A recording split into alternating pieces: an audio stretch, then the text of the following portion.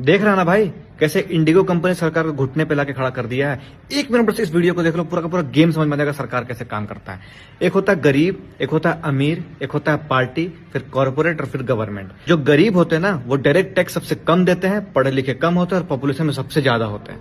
जो अमीर होते हैं वो डायरेक्ट टैक्स सबसे ज्यादा देते हैं, पढ़े लिखे ज्यादा होते हैं और पॉपुलेशन में कम होते हैं। फिर आती है पार्टी। पार्टी वो होता है जो इलेक्शन लड़ता है और फिर सरकार बनाता है। फिर आता है कॉर्पोरेट, जैसे अडानी जी हो गए, अंबानी जी हो गए, विप्रो हो गया।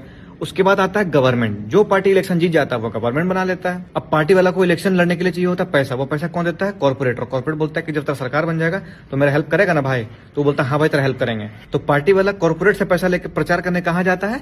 गरीब के पास। अमीर के पास नहीं आता, क्योंकि अमीर के पास जाएगा तो वो नखरा करेगा कि मेरे लिए स्कूल बनवाना, हॉस्पिटल बनवाना, यूनिवर्सिटी बनवाना, एयरपोर्ट बनवाना, और एक तो पॉपुलेशन में भी कम है। तो वहां ना कहाँ जाता है? गरीब के पास। गरीब न रोड मांगता है, न स्कूल मांगता है, न यूनिवर्सिटी मांगता है।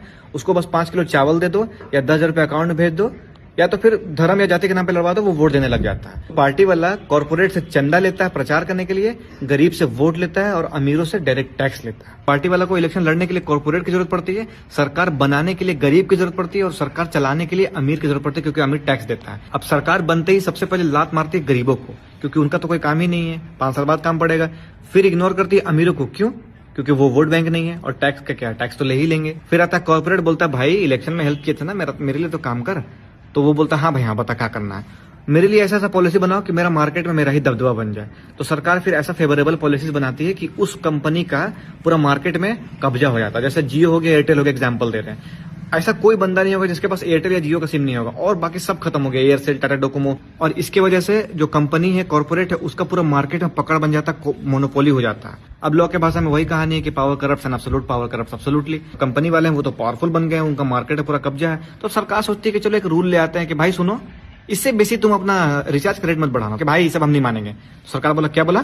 सरकार है ना हम, रिचार्ज का रेट इससे बेसी नहीं बढ़ेगा। तो बोलेगा अच्छा 2 दिन के लिए नेटवर्क बंद है। अब तुम सोच के देखो, 2 दिन के लिए अगर नेटवर्क बंद हो जाएगा, यहाँ 5 मिनट फोन के बिना नहीं रह पाते हम लोग। 2 दिन अगर नेट काम नहीं करेगा, कॉल काम नहीं करेगा, पूरा रोड में हाहाकार मच जाएगा, पूरा केओस क्रिएट हो जाएगा और सरकार पे दबाव बन जाएगा।